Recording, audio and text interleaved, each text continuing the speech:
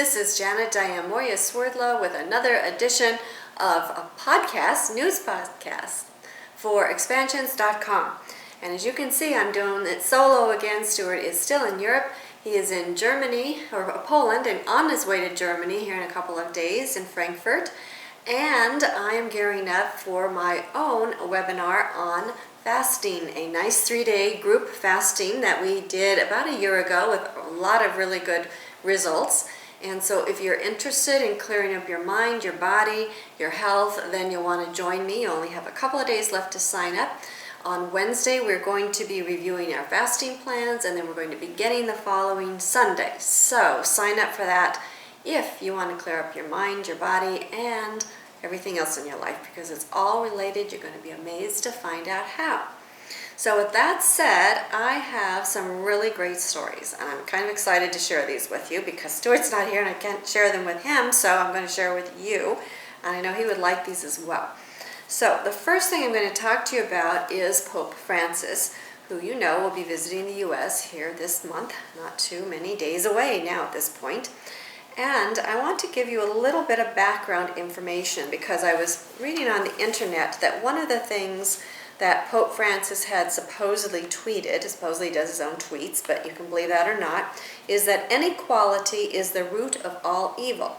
Now, I thought that was very interesting because the people are picking that up and they're talking about, of course, income stream, and they're talking about racism, and they're talking about housing and immigration and all those kind of things.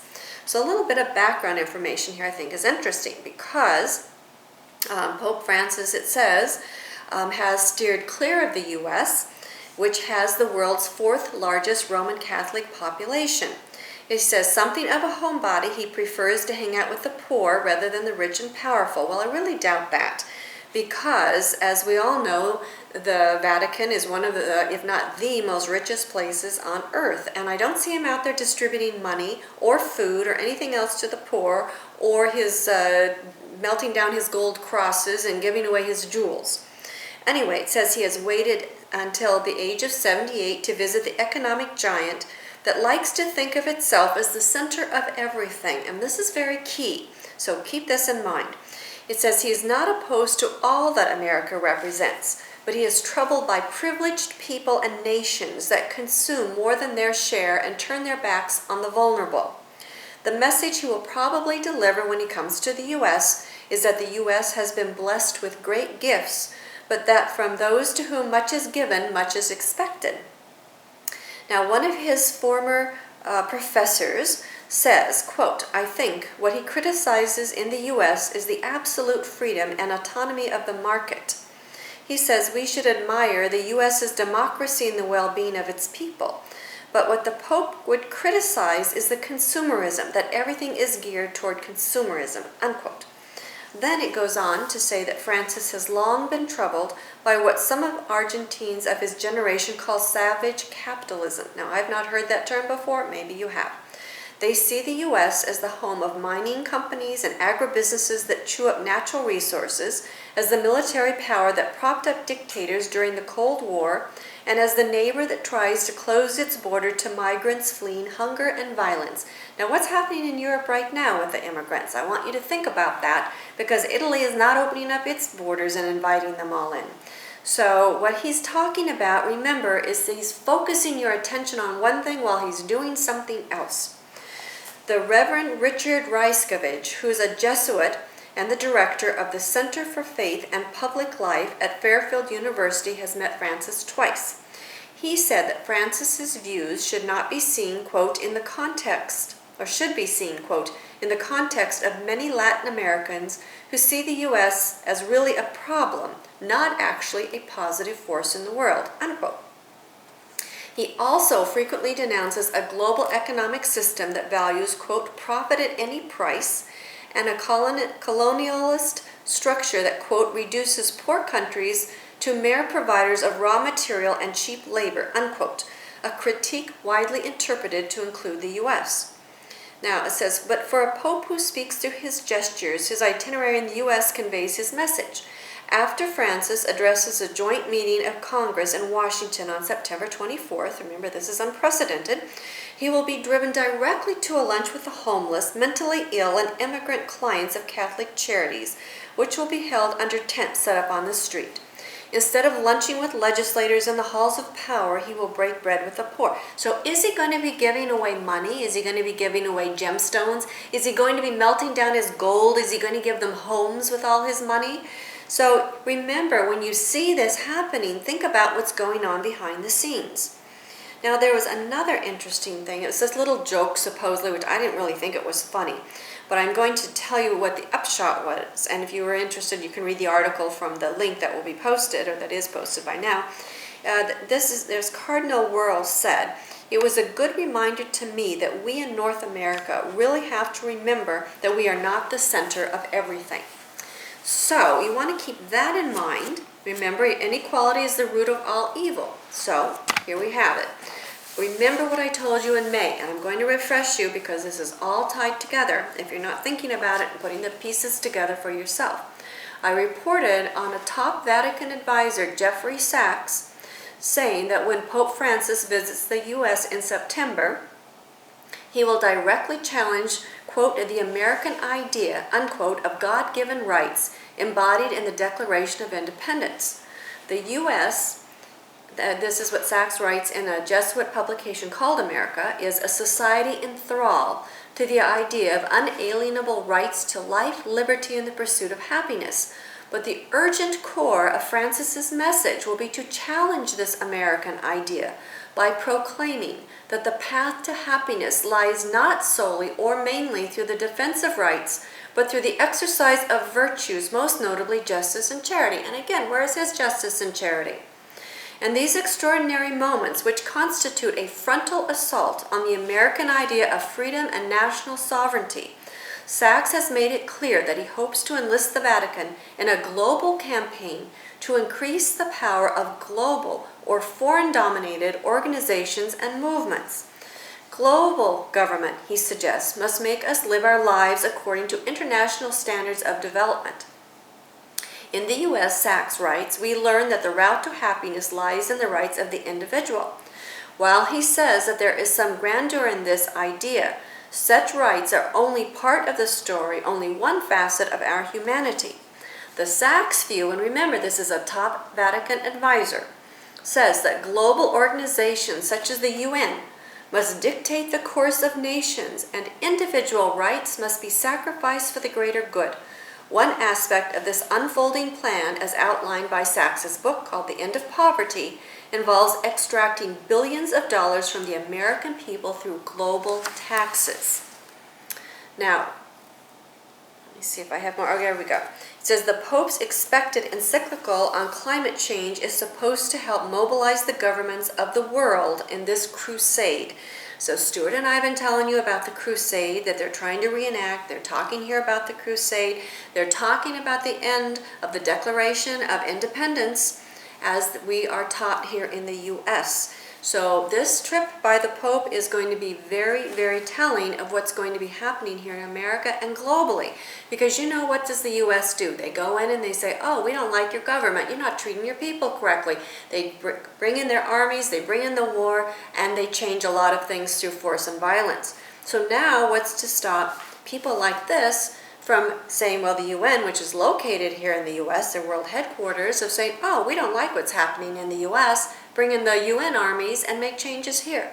So I think there's a lot of things we're being set up for, and I want you to be sure and look behind the scenes and not just at what they're telling you, but what's going on. So when you see this Pope out there who is eating with the poor, think about what assets he has access to and he controls and his handlers control, and what they're not doing, but what they are saying. So pay attention to that, and remember this, inequality is the root of all evil. So what does that mean for you as an individual here in the U.S. and abroad? Remember, that will impact you as well. Now, the next story I want to tell you has to do about the White House renaming Mount McKinley as Denali on the eve of Obama's trip to Alaska. Now, this was also very interesting to me because I'm thinking, now this is an odd thing to do. They're claiming that it's a major symbolic gesture to Alaska Natives. So let's take a look at this, because Mount McKinley was named after William McKinley, who was the 25th president, born in Ohio and assassinated early in his second term.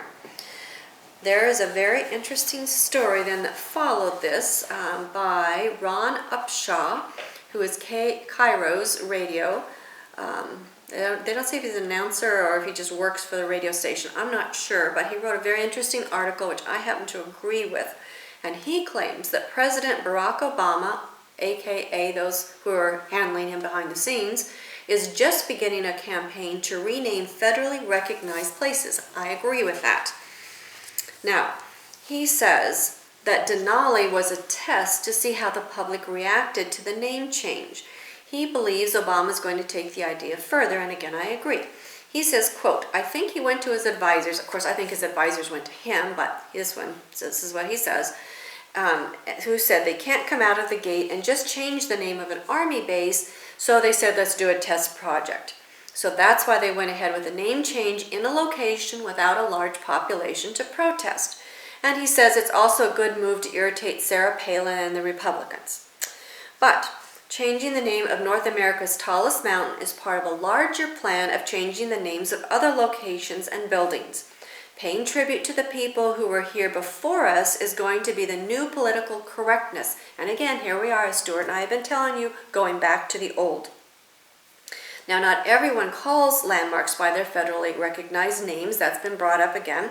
Mount Rainier, for example, has been referred to as Tahoma or Tacoma, which apparently that was the native name, so we'll see if they're going to change that one as well. And listen to this, because it keeps going on deeper into the things Stewart and I have been telling you.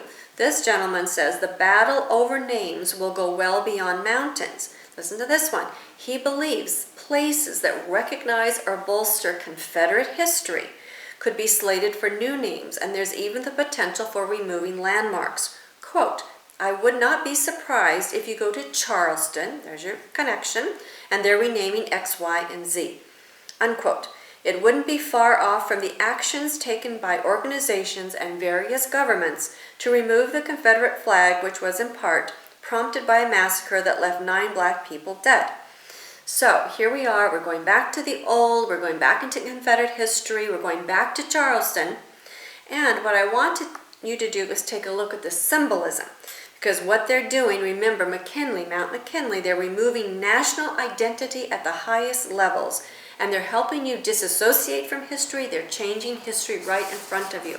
So I think that that's a very significant story, and you want to watch for what happens next. Now we have Vladimir Putin visiting in China. Apparently, China is backing Putin's idea of developing Russia's Far East. In fact, Chinese Vice Premier Wang Yang said on Saturday that Russia's push to revamp its rundown Far East region coincides with Beijing's strategy. So they're actually planning on backing Putin's drive for new sources of growth. Now they're also calling what they're doing together as mega deals, a mega deal this, a mega deal that. So when we have these two joint world powers coming together, again, watch out for what is going to be happening for us in the West and those kind of consequences. Then, of course, we're all aware of what's happening about the immigration crisis in Europe. That's one of the hottest news over there. So there was an Egyptian billionaire that decided that he wanted to buy an island to host immigrants in Europe. Now, what was interesting to me was what this article contained, because this man, Sawiris, who is the CEO of a major phone operator in the Middle East, asked on Twitter, like Italy and Greece is going to be reading Twitter, so again, public consumption. He asked on Twitter if Italy or Greece would like to sell him an island, because he wants to host migrants and provide jobs to them, listen to this, by building their new country. So if we're going to build a new country, we can do that here too, right? Or make the old like new, or the new like old, depending upon how you see things. Now, while the idea sounds like a good idea, there are many bureaucratic quibbles around legal matters of jurisdiction and state creation, not to mention that no Italian or Greek island would be big enough to host all the migrants that are making their way into the European borders. So then Sawiris realized that and tweeted that maybe this could just be a temporary solution. So again, we want to watch these kind of things and the information and the imprinting that is going on out there. In Tacoma, Washington, speaking of Tacoma, they are working on creating drop boxes for guns. Just like babies, I guess, that they're doing now at hospitals and police stations. You can do that with your gun. On library books, they're comparing it to. So you can now turn your guns into the police, or if they develop these drop boxes, you can just go put your guns in the drop boxes. So again, I think that's kind of a silly notion, but again, more gun control. And remember what I told you last time is that not only are they trying to control gun, but they're controlling the bullets. So from what I'm hearing from people, it's becoming challenging to buy too much ammunition. And of course, if you buy a whole bunch of it, they're going to say, well, you're a terrorist, and so be careful what you do. But just remember, what good are the guns if you don't have any bullets? So keep that in the back of your head. Amazon launches Prime Now, 1-hour delivery in the Seattle area, including beer, wine, and booze. That's the name of an article that I got this out of. Apparently, Amazon officially launched its Prime Now 1-hour delivery service and has 2 new distribution hubs, one in downtown Seattle, one in Kirkland, and they seem to be making a big deal that you can get liquor this way, because it says it also marks the U.S. debut of beer, wine, and liquor delivery through Prime Now in the U.S. Customers can select from a range of beer and wine for 1 or 2-hour delivery, along with whiskey, vodka, rum, and other hard liquor. So, in case you wanted to do that, you can do that now. Apparently, it's the 10th Prime Now city, which I didn't realize there were other ones. The original launch was in Manhattan in December.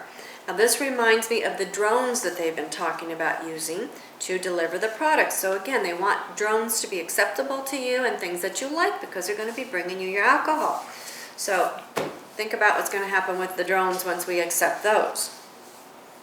And in LA, apparently the police are attempting to improve relationships with their constituents, especially children, by getting body cams, because they're telling you now that it will make you feel safer. Well, in my opinion, it's going to show some fiascos. They're going to plaster those all over the internet, and they're going to use the body cams to destroy our faith in our police system, and again to divide the people, us against them.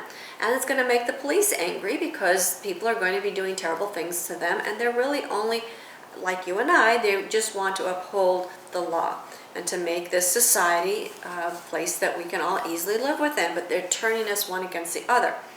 Now this I thought was very interesting, because they're claiming by the end of next year, the LA Police Department will have 7,000 body cameras in the field, with the hope that once there is an objective record of arrests and traffic stops, the doubts about the truthfulness of police reports will finally melt away.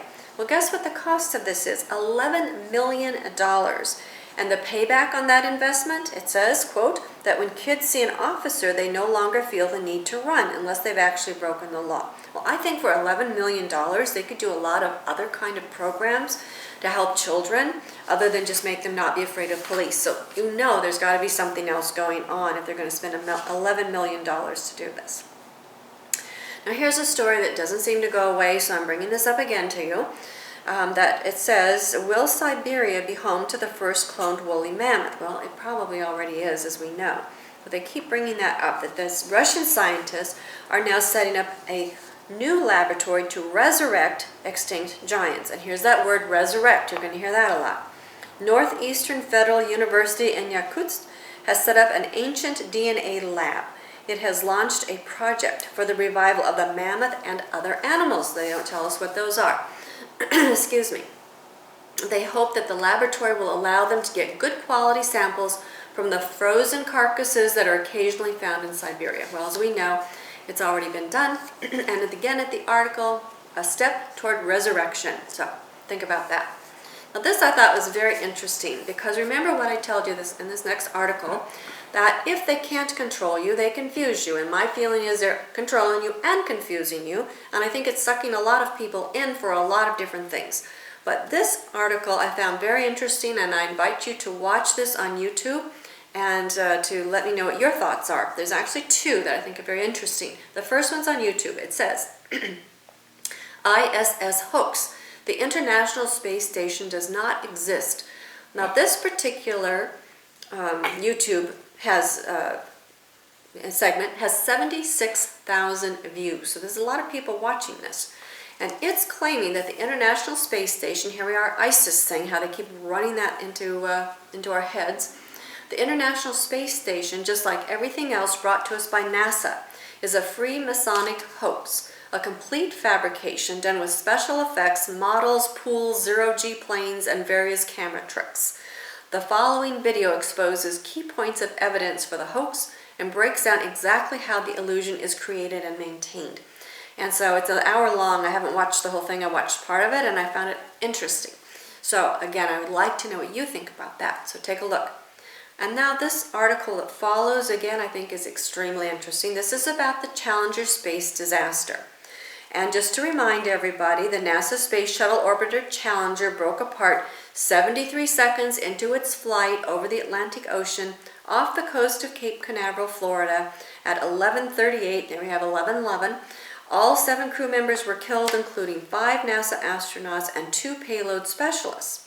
Well, this person, it goes by the name of Simon Shack, on a chat forum called cluesforum.info, claimed that 6 of the 7 Challenger crew members are still alive, and some even kept their same names.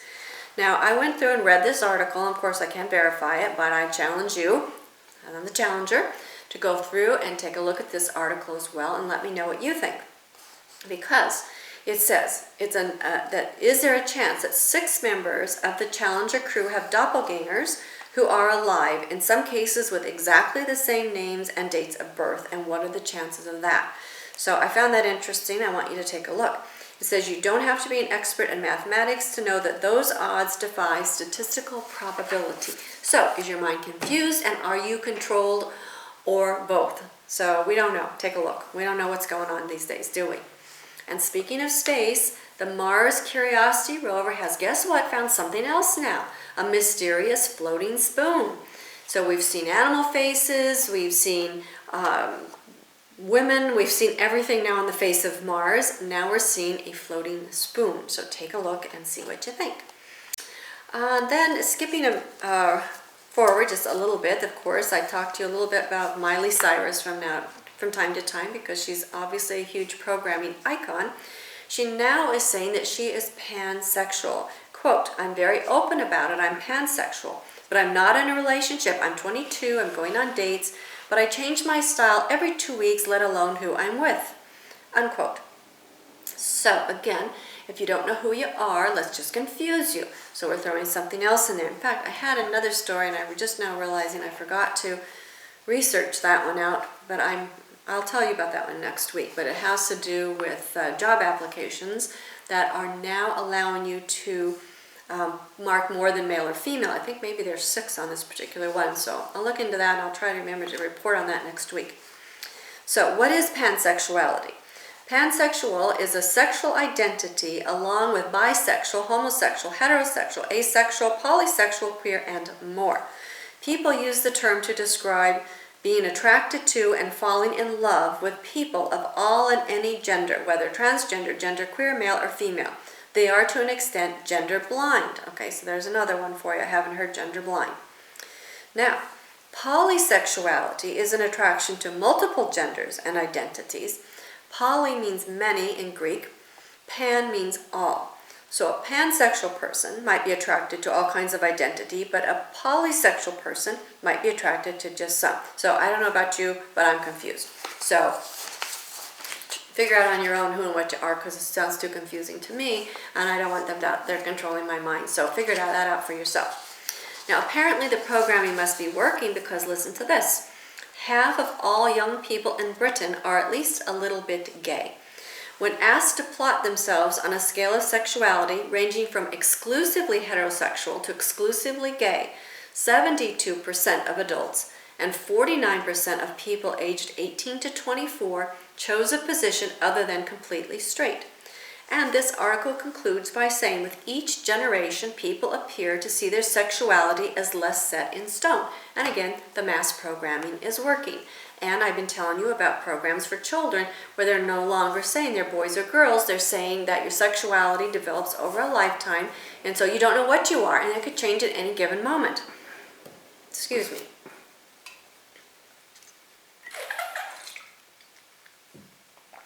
Now, the other thing that we're seeing is a trend in modeling of people of all different formats being chosen as models. And again, we used to have one set person, a skinny, thin, blonde, blue-eyed, green-eyed female, and much the same with men, except maybe with a few muscles on them.